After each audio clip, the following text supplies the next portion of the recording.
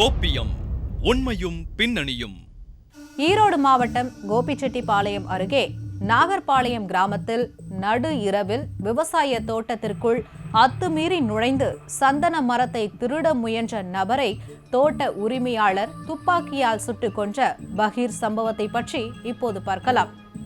திருப்பூர் பல்லடத்தில் தோட்டத்து வீட்டிற்குள் புகுந்து ஒரே குடும்பத்தில் 3 பேர் கொடூரமாக வெட்டி கொலை செய்யப்பட்டுள்ள நிலையில் ஈரோடு மாவட்டம் கோபிச்செட்டிப்பாளையம் அருகே உள்ள நாகர்பாளையத்தில் தோட்டத்திற்குள் புகுந்த கூலி தொழிலாளி தோட்ட உரிமையாளரால் துப்பாக்கியால் சுட்டுக் கொல்லப்பட்ட சம்பவம் பெரும் அதிர்ச்சியை ஏற்படுத்தியிருக்கிறது.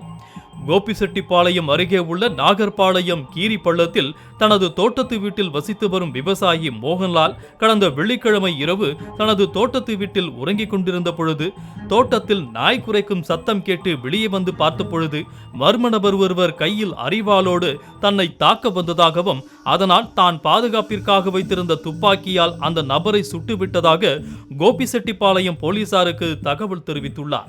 இதையடுத்து தகவல் அறிந்து வந்த கோபி டிஎஸ்பி ஸ்ரீனிவாசன் தலைமையிலான போலீசார் சம்பவ இடத்திற்கு வந்து பார்த்த பொழுது ஒரு நபர் மார்பு மற்றும் வயிற்று பகுதியில் துப்பாக்கி குண்டு பாய்ந்து இரத்த வெள்ளத்தில் இறந்து கிடந்தார்.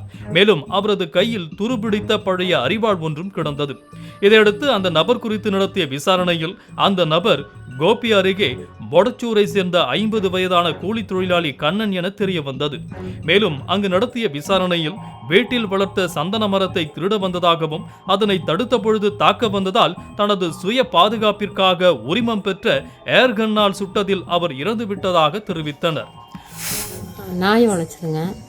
அப்புறம் இவர் கன் எடுத்துகிட்டு வந்தார். அதாவது முதலே சந்தனமாக 2 மாதத்துக்கு முன்னே வெட்டுறக்கு வந்திருந்தாங்க. வெட்டி எடுத்துகிட்டு போயிட்டாங்க. அதுலேருந்து இவர் கன்னை கையாட எடுத்துகிட்டு வந்தார். இங்கே முன்னாடி யாருன்னு கூப்பிட்டு வரும்போது மரத்துக்கு பின்னாடி ஒழிஞ்சிட்டு வந்தவன் கத்தி தூக்கிட்டு ஒடியாந்தானு வெட்டுறக்கு இவரை. அப்புறம் இவர் ஷூட் பண்ணிட்டாங்க. எத்தனை மணிக்கு நடச்சுங்களா? 12 இருக்குங்க. இதுக்கு முன்னாடி இந்த மாதிரி மரம் வெட்டியிருக்காங்களா? வெட்டியிருக்கிறாங்க.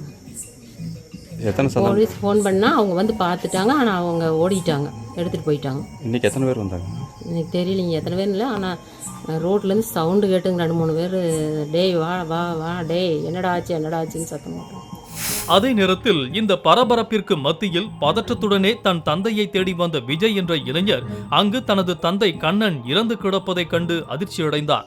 மேலும் வழி தவறி தோட்டத்திற்குள் வந்த மனநிலை சரியில்லாத தனது தந்தையை தோட்ட உரிமையாளர் திருடுவதற்காக வந்தாயா என கேட்டு ஓடினால் சுட்டுவிடுவேன் என கூறி துப்பாக்கியால் சுட்டுவிட்டு வீட்டிற்குள் சென்று விட்டதாகவும் அதைத் தொடர்ந்து ஊருக்குள் சென்று தன் உறவினர்களுக்கு தகவல் தெரிவித்துவிட்டு மீண்டும் வந்து பார்த்த பொழுது அவரது கையில் நீளமான அரிவாளை வைத்துள்ளதாக கூறினார். இது பல்வேறு சந்தேகங்களை எழுப்பிய நிலையில் சுட்டுக் கொல்லப்பட்ட கண்ணனின் உடலை கைப்பற்றி பிரேத பரிசோதனைக்காக அனுப்பி வைத்த போலீசார் வழக்கு பதிவு செய்து விசாரணையை தொடங்கினர். தன்னுடைய தோட்டத்தில் சந்தன மரங்களை வளர்த்து வரும் மோகன்லால் இதற்கு முன்பும் கூட தோட்டத்திலிருந்து 2 மரங்கள் திருட போனதாக கூறப்படும் நிலையில்தான் மீண்டும் சந்தன மரங்களை திருட வந்ததாலும் தாக்க வந்ததாலும் துப்பாக்கியால் சுட்டதை அடுத்து என்ன நடந்தது, போலீசாரின் விசாரணை கூறுவது என்ன என்பதை பற்றி இப்போது பார்க்கலாம். தோட்டத்து வீட்டில் திருட வந்தவர்களை தன்னை அரிவாளால் தாக்க வந்ததாகவும் அதனால் தற்காப்பிற்காக தான் சுட்டதாக மோகன்லால் கூறும் அதே வேளையில் தந்தை கண்ணனை கீரிப்பள்ளம் தோட்டத்தை சேர்ந்த மோகன்லால் சுட்டுக் கொன்று விட்டதாக மகன் போலீசில் புகார் அளித்தார். மேலும் கோபிச்செட்டிப்பாளையம் அருகே உள்ள செங்கோட்டையின் காலனியை சேர்ந்தவர் கண்ணன் மூட்டை தூக்கும் வேலை செய்து வருவதாகவும் இந்நிலையில் கடந்த 2 நாட்களாக கண்ணன் தனக்குத்தானே பேசிக்கொண்டு மனநிலை பாதிக்கப்பட்டவராக இருந்ததாகவும் கூறப்படுகிறது.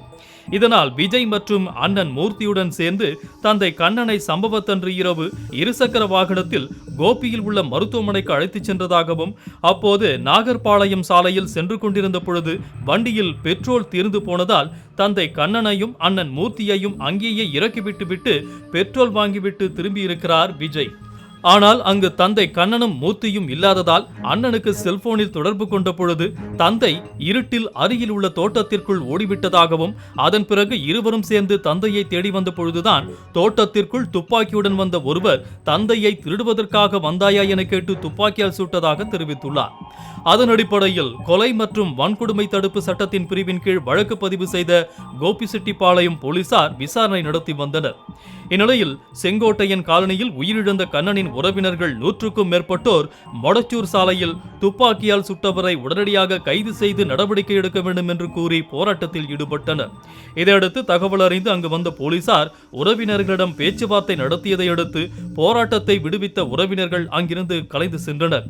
இதனால் கொளப்பலூர் சாலையில் பரபரப்பு ஏற்பட்டு சிறிது நேரம் போக்குவரத்தும் பாதிக்கப்பட்டது. இதையடுத்து தோட்ட உரிமையாளர் மோகன்லாலை கைது செய்த போலீசார் ஈரோடு நீதிமன்றத்தில் ஆஜர்படுத்தி 15 நாள் காவலில் வைக்கப்பட்டார். விவசாயி ஒருவர் நள்ளிரவில் தோட்டத்திற்குள் புகுந்த கூலி தொழிலாளியை சுட்டுக் கொன்ற சம்பவத்தால் அந்த பகுதியில் பெரும் பரபரப்பு ஏற்பட்டது. துப்பாக்கி வழங்குவது என்பது அவர்களுக்கு அந்த துப்பாக்கி பெறுவதற்குண்டான ஆபத்து இருக்கிறதா, அவரது மனநிலை என்ன, துப்பாக்கியை உணர்ச்சி வசப்படாமல் கையாள தெரிந்தவரா, துப்பாக்கியை கையாள தெரிந்தவரா, அதற்கான நிபுணத்துவம் பெற்றிருக்கிறாரா என்பதையெல்லாம் சிந்தித்து ஆராய்ந்து துப்பாக்கி கொடுக்கப்படுவது உண்டு.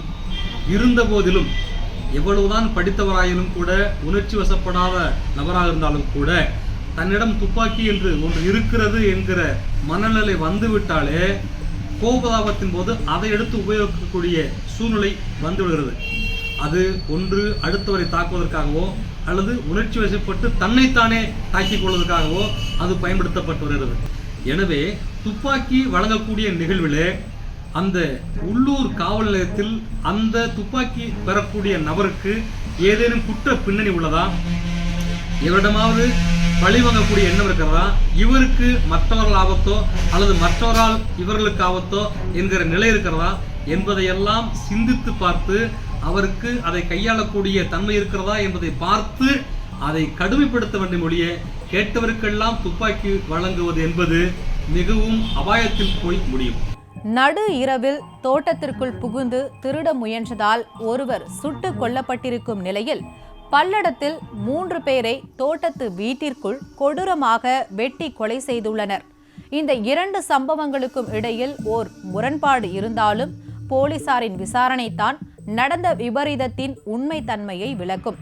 அதேபோல குற்றவாளிகளுக்கு இவ்வளவு தைரியம் கொடுத்தது யார், போலீசாரின் சட்டம் ஒழுங்கு பாதுகாப்பில் ஓட்டை விழுந்தது எங்கே என்பதை பொறுத்திருந்துதான் பார்க்க வேண்டும். மீண்டும் அடுத்த நிகழ்ச்சியில் சந்திப்போம். அதுவரை உங்களிடமிருந்து விடைபெறுவது மஞ்சு.